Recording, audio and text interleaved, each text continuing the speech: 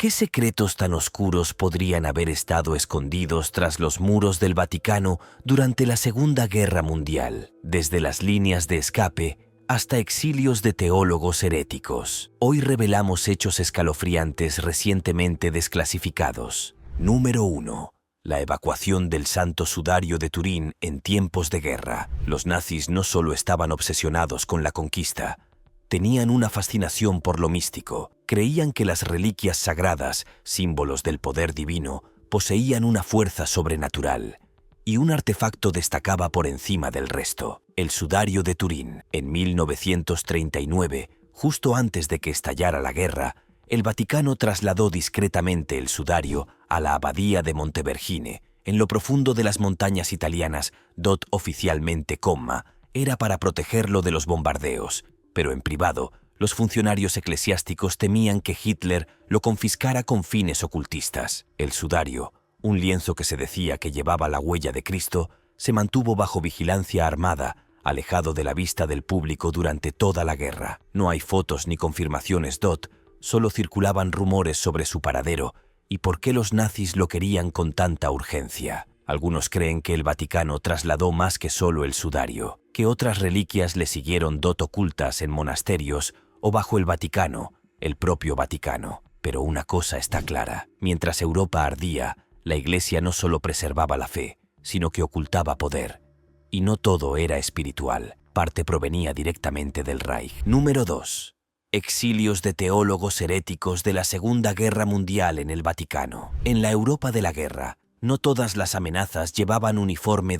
Algunas llegaron en forma de ideas. Y para el Vaticano, las ideas pueden ser tan peligrosas como las balas. Durante las décadas de 1930 y 1940, un puñado de teólogos católicos comenzaron a desafiar abiertamente la ideología fascista. Hablaron del socialismo cristiano, la fraternidad universal, y advirtieron del creciente nacionalismo que infectaba tanto los púlpitos como la política. Sus voces cobraron fuerza, demasiado. De hecho, en lugar de intervenir, el Vaticano los silenció. Varios sacerdotes y académicos fueron exiliados, despojados de sus licencias de enseñanza o reasignados a puestos remotos. Entre ellos se encontraban nombres como el del padre John Courtney Murray y el padre Marie-Dominique Chenau, ambos posteriormente reivindicados por las reformas eclesiásticas de la posguerra.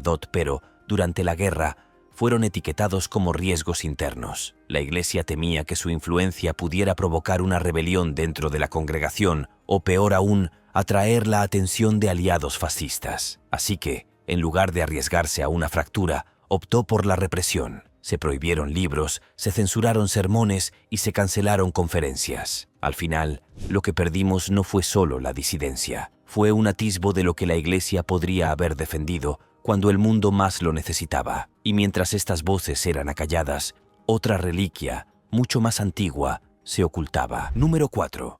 Registros de bautismo ocultos de niños judíos. Todo comenzó con compasión, o al menos eso es lo que afirmó el Vaticano. Con la ocupación nazi de Italia y el inicio de las deportaciones, los monasterios y conventos católicos se convirtieron en escondites para niños judíos separados de sus padres. Algunos eran huérfanos, otros fueron entregados por familias desesperadas que rezaban por sobrevivir. Muchos de estos niños fueron bautizados en secreto, aparentemente para protegerlos de la identificación y salvarlos de los campos de concentración. Pero tras el fin de la guerra, comenzó una nueva pesadilla.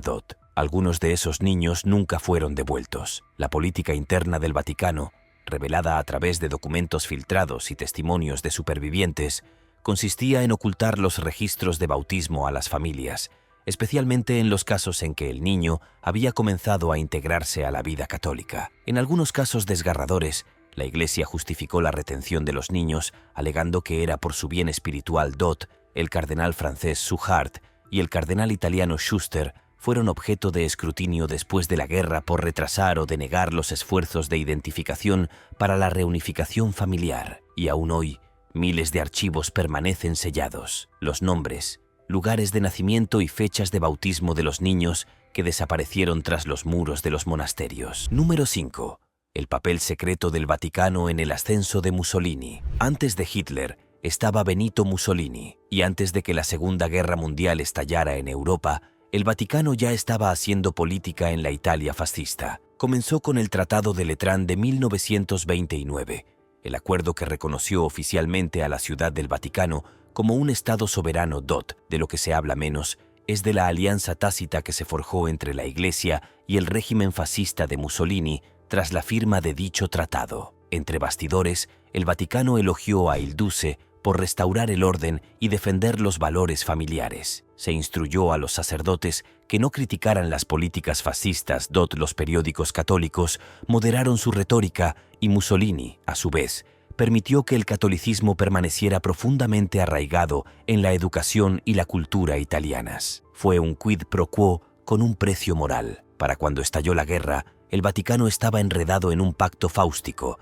apoyando a un régimen que reflejaba cada vez más sus peores temores sobre el totalitarismo. Todo en nombre de oponerse a la amenaza mayor del comunismo. Y cuando Mussolini aprobó leyes antisemitas similares a las de Hitler, el Vaticano apenas reaccionó. Hallazgos recientes en cartas privadas del Vaticano muestran que los funcionarios de la Iglesia eran falsos, mucho más alineados ideológicamente con Mussolini de lo que admitieron públicamente. Algunos incluso presionaron para estrechar lazos, creyendo que el fascismo podía aprovecharse para proteger los valores religiosos tradicionales. Pero alinearse con el fascismo no es solo un riesgo político, es una mancha espiritual. Y mientras la Iglesia jugaba a la diplomacia, las familias estaban siendo destrozadas, especialmente aquellas cuyos hijos fueron arrebatados en nombre de la salvación. Número 6.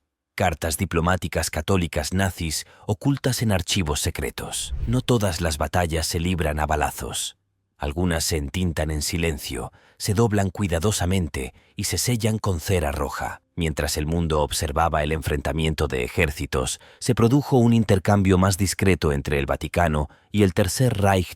Durante años, la Iglesia negó cualquier correspondencia íntima con la Alemania nazi. Pero una vez que se abrieron los archivos apostólicos del Vaticano en 2020, el rastro documental reveló lo contrario. Decenas de cartas, memorandos y notas diplomáticas revelaron un diálogo calculado y continuo entre el Papa Pío XII y funcionarios nazis.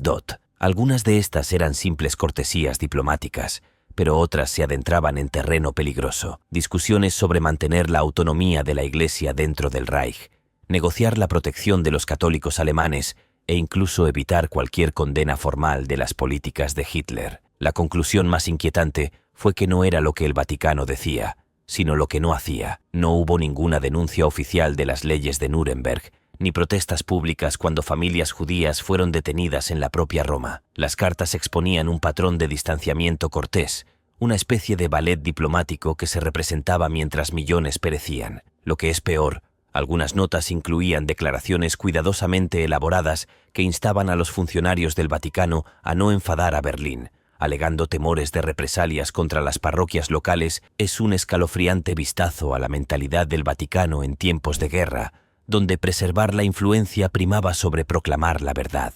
Y ese mismo instinto de autoconservación era aún más profundo cuando se trataba del propio dictador italiano, porque mientras Hitler obtenía silencio, Mussolini conseguía apoyo. Número 7. Aumento de los exorcismos durante la guerra. Entre 1940 y 1945, el Vaticano recibió un número récord de solicitudes de exorcismo, muchas de ellas provenientes de la Francia ocupada, la Italia bombardeada y partes de Europa del Este bajo control nazi. Algunos casos provenían de soldados que regresaban del frente y describían pesadillas, ira incontrolable o voces que susurraban en la oscuridad. Otros involucraban a civiles e incluso niños, con síntomas que ningún médico podía explicar ni ningún medicamento podía tratar. Los funcionarios del Vaticano se tomaron los informes lo suficientemente en serio como para revisar sus directrices secretas sobre exorcismos en 1942, publicando un texto escalofriantemente específico de 90 páginas que describía cuándo y cómo debía realizarse un exorcismo. Advertía que la posesión a veces podía confundirse con una enfermedad mental, pero insistía en que la contaminación espiritual durante la guerra no era infrecuente. Los rumores dentro del Vaticano insinuaban que algunos exorcismos de alto perfil incluso eran realizados por enviados papales desplegados discretamente por toda Europa bajo cobertura diplomática. Se dice que un sacerdote realizó 7 exorcismos en una sola aldea alemana, cada uno más violento que el anterior. ¿Se trató de consecuencias psicológicas de un trauma global? ¿O acaso el Vaticano creía que algo mucho más siniestro se había apoderado de la situación? Una cosa es segura: la Iglesia libraba una guerra en más de un frente, y aunque los demonios pudieran ser invisibles, la siguiente amenaza era mucho más humana, y llegó en sobres sellados con insignias nazis. Número 8. El túnel secreto de escape del Vaticano. Preparación para la guerra bajo la Santa Sede. Si las paredes hablaran, el Paseto di Borgo susurraría planes de escape, paranoia papal y siglos de instintos de supervivencia vaticanos, construido en el siglo XIII. Este pasaje de 800 metros conecta el Vaticano directamente con la fortaleza de Castel Sant'Angelo. Originalmente fue diseñado para proporcionar al Papa una salida durante los ataques, y se ha utilizado en más de una ocasión para ese fin. Pero durante la Segunda Guerra Mundial, el Paseto adquirió una renovada importancia a medida que las potencias del eje comenzaron a flaquear y las fuerzas aliadas avanzaron hacia el norte a través de Italia. El Vaticano temía tanto la traición nazi como una incursión aliada. Se ordenaron renovaciones discretas. Se informó a los guardias. Se almacenaron suministros discretamente dentro del túnel. Los historiadores creen que se elaboró un plan secreto de contingencia para tiempos de guerra. En caso de invasión por cualquiera de los dos bandos, el Papa podía ser evacuado a través del Paseto y escondido en la fortaleza. Algunos incluso afirman que durante este periodo se añadió o descubrió una segunda salida, conocida solo por los allegados papales. Pero si el Papa estaba dispuesto a desaparecer bajo tierra en cualquier momento, ¿qué más podría haber estado dispuesta a enterrar la Iglesia? Número 9. El silencio de Pío XII sobre el Holocausto. Los archivos ocultos del Papa. Se le conocía como el Papa del Silencio. Pero la verdadera pregunta es, ¿sobre qué guardó silencio?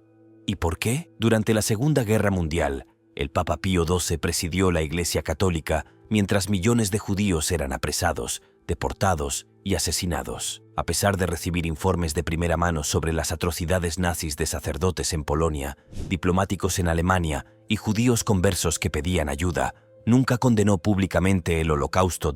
Durante décadas, el Vaticano afirmó que trabajaba entre bastidores para ayudar a los judíos en secreto. Pero en 2020, los archivos apostólicos finalmente se abrieron a los investigadores y lo que encontraron fue contundente. Los memorandos demostraban que Pío XII era plenamente consciente del alcance de la persecución judía. Ya en 1942, cartas del clero describían guetos, fosas comunes y crematorios. Sin embargo, el Papa se negó a nombrar a los nazis, se negó a denunciar la solución final y mantuvo la neutralidad diplomática incluso cuando los judíos de Roma eran arrastrados a pocas cuadras de los muros del Vaticano. Pero aunque Pío XII se mordió la lengua, estaba preparado en el corazón de la ciudad del Vaticano, oculto bajo siglos de ladrillo y piedra, se mantenía en secreto un plan de escape en tiempos de guerra. Número 10. La necrópolis del Vaticano desenterrada durante la Segunda Guerra Mundial. Mientras las bombas caían sobre Europa y las ciudades se convertían en escombros, en las profundidades de la Basílica de San Pedro, algo antiguo estaba siendo exhumado. Un mundo olvidado, sellado bajo capas de mármol y tiempo.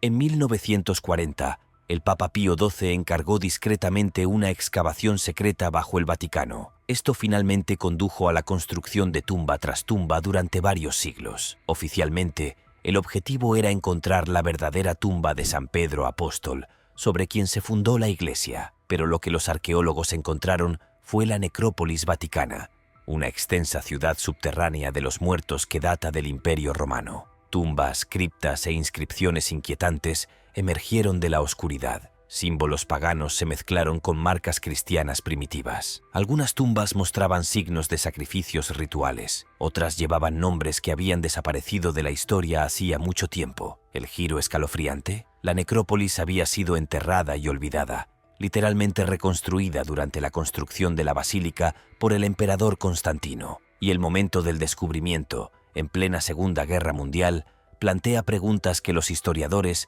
aún no logran responder. ¿Por qué ahora? ¿Por qué tanto secretismo? ¿Se preparaba el Vaticano para una guerra apocalíptica con la esperanza de encontrar el favor divino? ¿O buscaban algo más? ¿Un artefacto? ¿Una reliquia? Número 11. El oro de la Ustaa y los secretos bancarios del Vaticano. Durante la Segunda Guerra Mundial, el regimiento Ustaa croata, un brutal estado títere nazi, saqueó millones en oro, joyas y objetos de valor de familias judías, serbias y romaníes. Cuando los aliados derrotaron al Eje, esta riqueza robada no se desvaneció sin más. Según testimonios de sobrevivientes y posteriormente documentos legales, gran parte llegó a Roma, más específicamente a las puertas del Banco Vaticano DOT en 1997.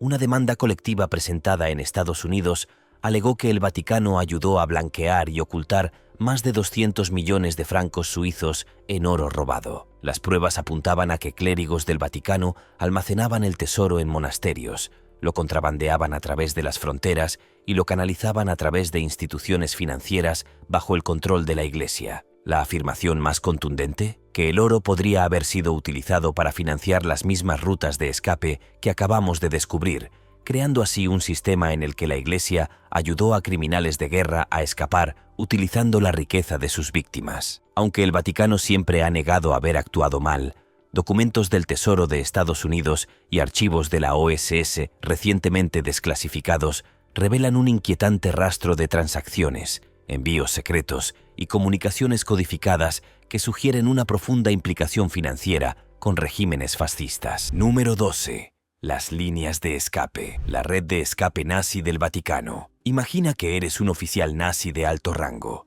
La guerra está perdida, los aliados se acercan DOT, se preparan juicios, se atan sogas, pero justo cuando parece que se te acaba el tiempo, se abre una nueva ruta, una que no está rodeada de alambre de púas, sino de rosarios y confesionarios DOT. Esto no era ficción, era la línea de escape, una ruta de escape secreta que atravesaba el corazón del Vaticano. El término puede parecer sacado de una novela de espías, pero era muy real DOT. En el caótico período posterior a la Segunda Guerra Mundial, miles de oficiales nazis y colaboradores fascistas huyeron de Europa, no a través de bosques o montañas, sino a través de monasterios católicos, falsificaciones de pasaportes y conexiones papales. En el centro de todo estaba el obispo Alois Judal, un clérigo austríaco destinado en Roma que simpatizaba abiertamente con la ideología nazi. Judal utilizó los canales del Vaticano para emitir documentos de identidad falsos, a menudo pasaportes de la Cruz Roja, que otorgaron a criminales de guerra como Adolf Eichmann,